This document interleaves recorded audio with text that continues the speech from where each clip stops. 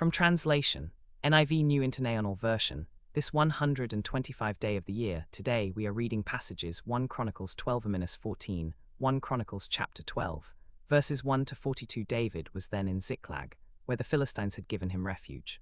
He was leading a military campaign there against the Geshurites, the Jezites and the Amalekites.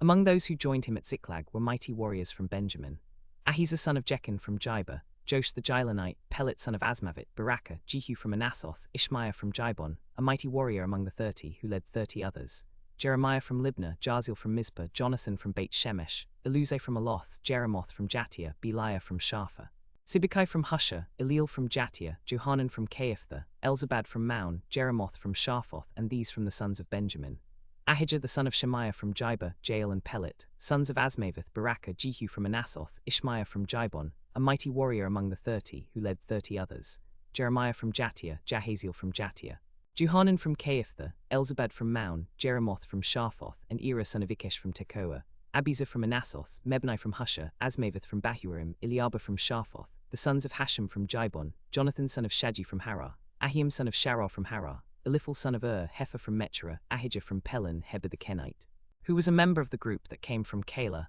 and who had gone to live away from the rest of the Kenites in Judah, as far as the oasis of Arad. David went out to meet them and said to them, "If you have come to me in peace to help me, then I am ready to have you unite with me.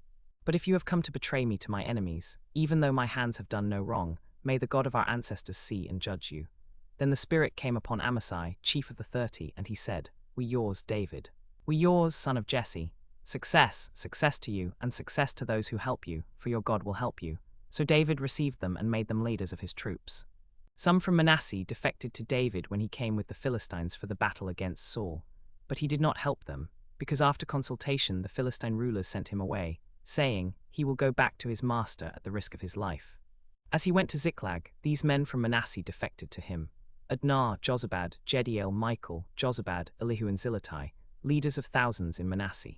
They helped David against raiding bands, for all of them were brave warriors, and they became officers in his army. Day after day men came to help David, until he had a great army, like the army of God. These are the numbers of the men armed for battle who came to David at Hebron to turn Saul's kingdom over to him, as the Lord had said. From Judah, carrying shield and spear, 68,000 armed for battle. From Simeon, 71,000 mighty warriors prepared for battle.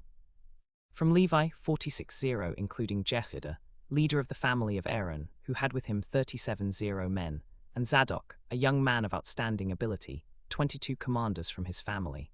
From Benjamin, relatives of Saul, 3,000, most of the tribe remained loyal to Saul until this time. From Ephraim, 20,800 mighty warriors, famous throughout the tribe of Ephraim. From half the tribe of Manasseh, 18,000 designated by name to come and make David king. From Issachar, men who understood the times and knew what Israel should do, 200 chiefs, with all their relatives under their command. From Zebulun, 50,000 trained for battle, with able warriors who could keep ranks in battle. From Naphtali, 1,000 officers, together with 37,000 men carrying shields and spears. From Dan, 28,600 men ready for battle. From Asher, 40,000 trained for battle. From east of the Jordan, Reuben, Gad and the half-tribe of Manasseh, 120,000 men ready for battle, every one able to wield sword and shield. From the tribe of Benjamin, relatives of Saul, 42,000. From all these men who had volunteered for military service, 743,180. The craftsmen from Judah were 780, and the craftsmen from Benjamin were 520. And the priests and Levites from the half-tribe of Manasseh were 1,120. And from the other half-tribe of Manasseh, 27,000 men of valor, heads of households. 1 Chronicles chapter 13, verses 1 to 12. David conferred with each of his captains, the commanders of thousands and commanders of hundreds.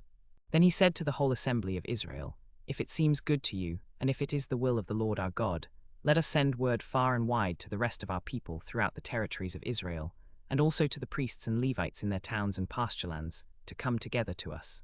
Then let us bring the ark of our God back to us, for we did not inquire of it during the reign of Saul." The whole assembly agreed to do this, for it seemed right to all the people. So David assembled all Israel, from the Shihor River in Egypt to Lebo Hamath, to bring the ark of God from Kiriath Jearim. But when they came to the threshing floor of Nacon, Uzzah reached out his hand to the ark of God and steadied it, for the oxen stumbled.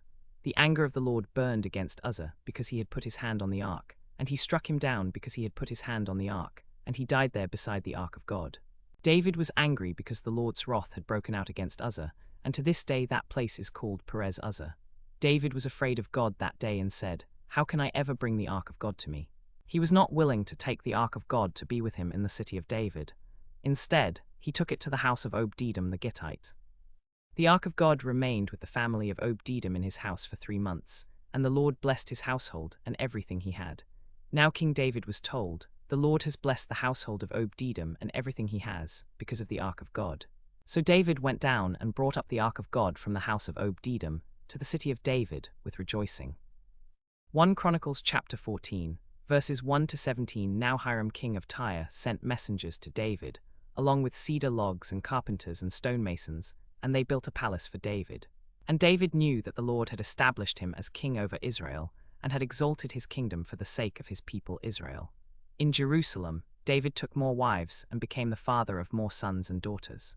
These are the names of the children born to him there: Shammua, Shobab, Nathan, Solomon, Ibhar, Elishua, Elpelet, Noga, Nepheg, Japhia, Elishama, Beliada, and Eliphelet. When the Philistines heard that David had been anointed king over all Israel, they went up in full force to search for him, but David heard about it and went out to meet them. Now the Philistines had come and raided the valley of Rephaim, so inquired of God, "Shall I go and attack the Philistines? Will you hand them over to me?" The Lord answered him, "Go, for I will surely hand the Philistines over to you." So David and his men went up to Baal-perazim, and there he defeated them. He said, "As waters break out, God has broken out against my enemies by my hand." So that place was called Baal-perazim. The Philistines had abandoned their idols there, so David and his men carried them away. Once more the Philistines raided the valley. So David inquired of God again, and God answered him, "Do not go straight up, but circle around them and attack them in front of the balsam trees. As soon as you hear the sound of marching in the tops of the balsam trees, move out, because that will mean God has gone out in front of you to strike the Philistine army." So David did as God commanded him, and they struck down the Philistine army from Gibon to Jezer.